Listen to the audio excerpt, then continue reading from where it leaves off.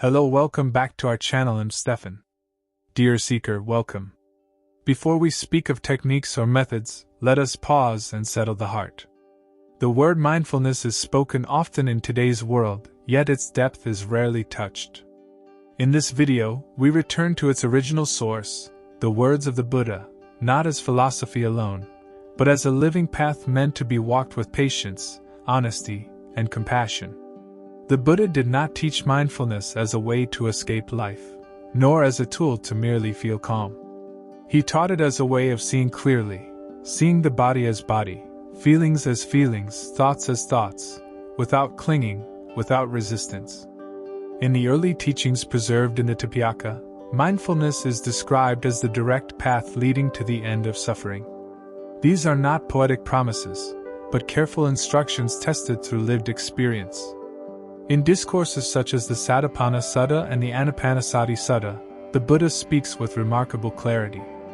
He invites us to observe the breath, the body, and the mind exactly as they are, arising and passing away, so wisdom may naturally unfold. Again and again, he reminds us that liberation does not come from belief, but from direct knowing. Even in the simple verses of the Dhammapada, mindfulness is praised as the guardian of the mind, the foundation of all wholesome states. Where mindfulness is present, confusion weakens. Where it is absent, suffering easily takes root. As we begin this journey together, I invite you to listen not as a collector of information, but as a practitioner in the making. Let these teachings meet your own experience. Walk gently, observe patiently, and allow the Buddha's words to guide you, not toward ideas, but toward freedom itself. What the Buddha meant by mindfulness, sati. Dear seeker, to understand mindfulness as the Buddha taught it, we must begin with the word he himself used, sati. In the language of the early teachings, sati does not mean forcing attention or trying to empty the mind. It means remembering to be aware, remembering to stay present with experience as it truly is. In the teachings of the Buddha, mindfulness is always paired with clarity and discernment. It is the steady awareness that knows. This is the body, this is a feeling, this is a thought, without becoming entangled in judgment or reaction. The Buddha compared mindfulness to a guardian standing at the gate of a city, calmly observing what enters and what leaves, without aggression and without neglect. In the early discourses preserved in the Tipitaka, mindfulness is described as an essential factor of the Noble Eightfold Path, specifically, right mindfulness. This reminds us that mindfulness is not morally neutral. It is guided by wisdom and supported by ethical intention. When mindfulness is present, harmful habits lose their power, because they are seen clearly as they arise. The Buddha speaks directly to this in the Satipaṭṭhāna Sutta, where he teaches that mindfulness should be established continuously, not only in meditation, but while walking, standing, sitting, and lying down. This shows us that mindfulness is not something we do only on a cushion, it is a way of meeting life. Simply put, dear seeker, mindfulness is the gentle knowing of what is happening now, free from grasping and resistance. It is patient, non-violent awareness. And it is from this simple knowing that insight, compassion, and freedom naturally grow. Mindfulness of breathing, the Buddha's primary practice. Dear seeker, among all the practices the Buddha taught, mindfulness of breathing holds a special place. It is simple, accessible, and profound. In the discourse known as the Ānāpānasati Sutta, the Buddha presents the breath as a complete path, capable of calming the body, steadying the mind, and awakening insight. The Buddha begins not with control, but with awareness. He instructs the practitioner to sit quietly and know the breath as it naturally flows in and out. A long breath is known as long, a short breath is known as short. There is no demand to change the breath, only an invitation to know it fully. In this gentle knowing, the scattered mind begins to gather. As attention rests on the breath, the body gradually relaxes. The Buddha teaches that one should experience the whole body while breathing, softening bodily tension with each exhalation. This is not a mechanical exercise, but an intimate meeting with life as it is unfolding moment by moment. The Anapanasati Sutta further reveals that mindfulness of breathing naturally leads beyond calm into wisdom. As the breath is observed, the practitioner begins to notice how sensations, feelings, and thoughts arise and pass away. This direct observation becomes a doorway to understanding impermanence, unsatisfactoriness, and non-self, the very insights that the Buddha identified as liberating. Even today, this practice remains unchanged. It requires no special belief, no complex ritual, only sincerity and patience. As emphasized in later explanations such as the Buddhism and modern teachings like mindfulness in plain English, the breath serves as a trustworthy companion on the path. So, dear seeker, whenever the mind feels restless or overwhelmed, return to the breath. It is always present, quietly offering the Buddha's invitation, come and see. The Four Foundations of Mindfulness, the direct path. Dear seeker, having touched the stillness of the breath, the Buddha now invites us to widen awareness to the whole field of experience. This teaching is presented with great clarity in the Satipaṭṭhāna Sutta, where the Buddha describes what he calls the direct path for the purification of beings and the ending of suffering. The Buddha teaches that mindfulness is to be established in four foundations. The first is the body. Here, the practitioner remains aware of posture, movement, breath, and bodily sensations, knowing the body simply as body, without identification or aversion. This grounded awareness brings the mind out of abstraction and into direct experience. The second foundation is feelings, not emotions in the usual sense, but the basic tone of experience, pleasant, unpleasant, or neutral. The Buddha teaches us to observe these feelings as they arise and pass, without chasing pleasure or resisting pain. In doing so, we begin to weaken the deep habit of reaction. The third foundation is the mind itself. Here, one becomes aware of mental states such as desire, anger, confusion, calm, or clarity. The Buddha's instruction is simple yet radical: know the mind when it is contracted, and know it when it is free. This clear seeing dissolves the illusion that these states are permanent or personal. The fourth foundation is mindfulness of dhammas, patterns and principles of experience, such as the hindrances, the aggregates, and the Four Noble Truths. Through this lens, the practitioner sees how suffering arises and how it can cease.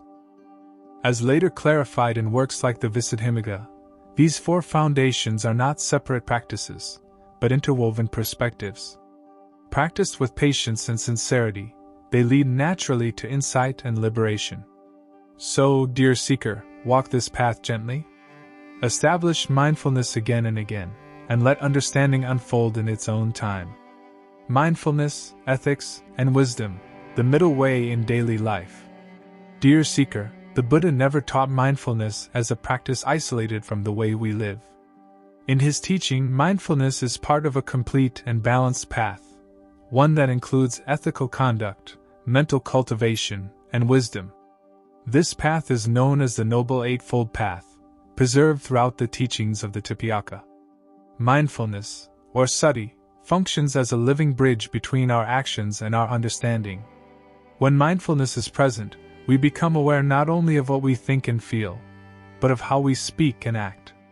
The Buddha emphasized that clear awareness naturally supports ethical conduct, because when we see the consequences of our actions clearly, harmful behavior loses its appeal.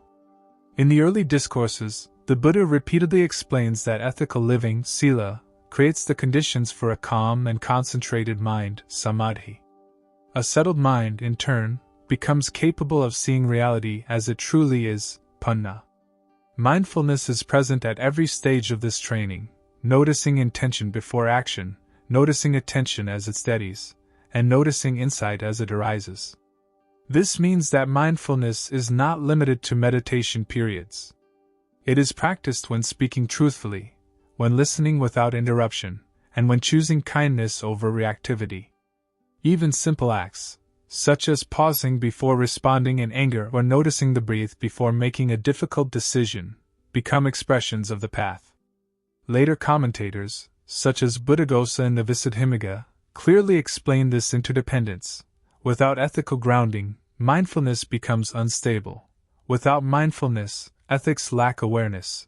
Without wisdom, practice remains incomplete. So, dear seeker, allow mindfulness to guide not only your meditation, but your entire way of being. When lived fully, it becomes the middle way itself, steady, compassionate, and free from extremes. Obstacles on the path, meeting difficulties with mindfulness. Dear seeker, as you walk the path of mindfulness, you will inevitably encounter difficulties. The Buddha never presented these challenges as failures. Instead, he taught them as teachers, opportunities to deepen understanding and patience. In the early discourses preserved in the Tipitaka, these challenges are known as the 5 hindrances. The Buddha spoke clearly about desire, aversion, dullness, restlessness, and doubt, not to discourage practitioners, but to help them recognize these states as impersonal conditions that arise and pass. When mindfulness is present, these hindrances lose their power to confuse. When desire arises, the Buddha advises us to observe it directly, noticing the sensations in the body and the restless movement of the mind, without feeding the urge or pushing it away.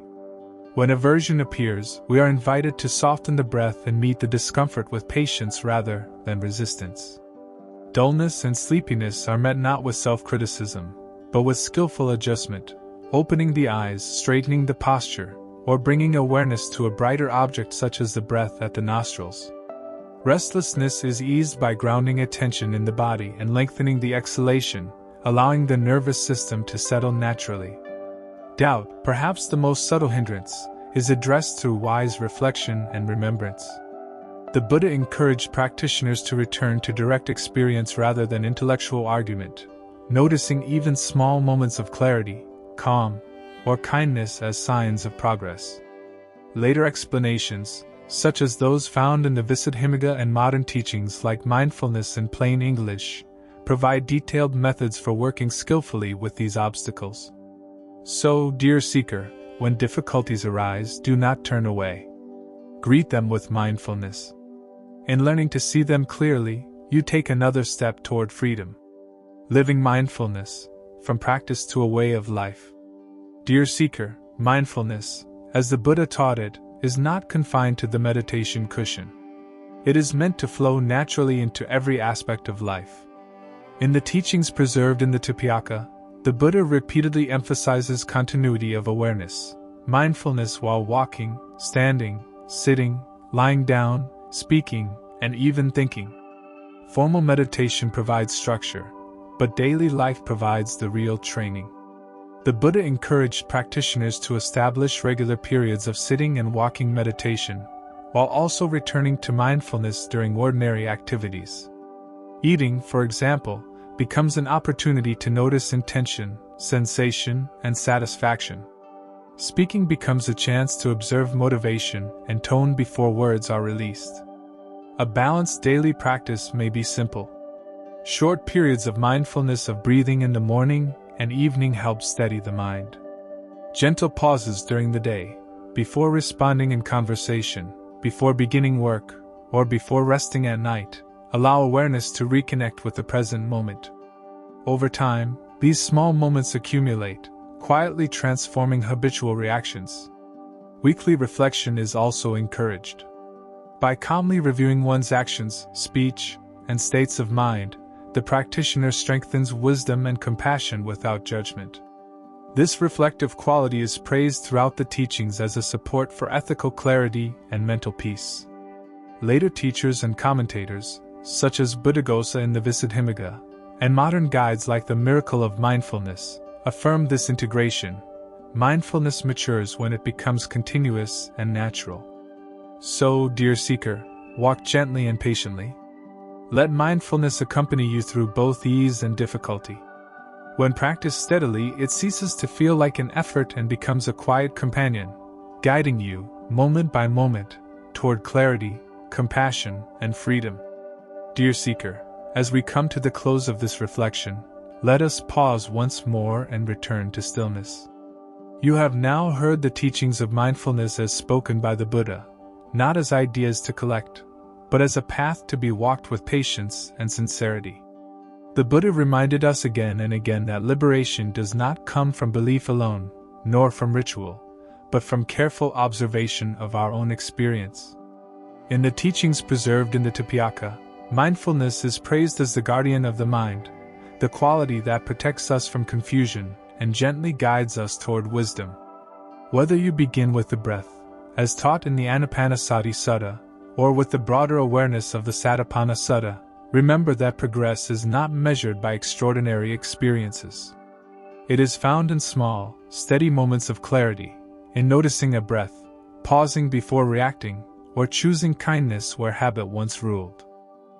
If your practice feels difficult at times, know that this too is part of the path. The Buddha never promised an easy journey, but he promised a true one. Each moment of mindful awareness, no matter how brief, weakens confusion and strengthens understanding.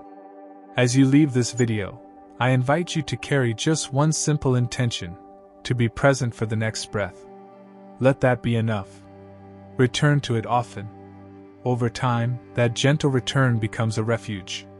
May your practice grow in patience and compassion. May mindfulness illuminate your path. And may you walk this way, quietly, steadily, and free.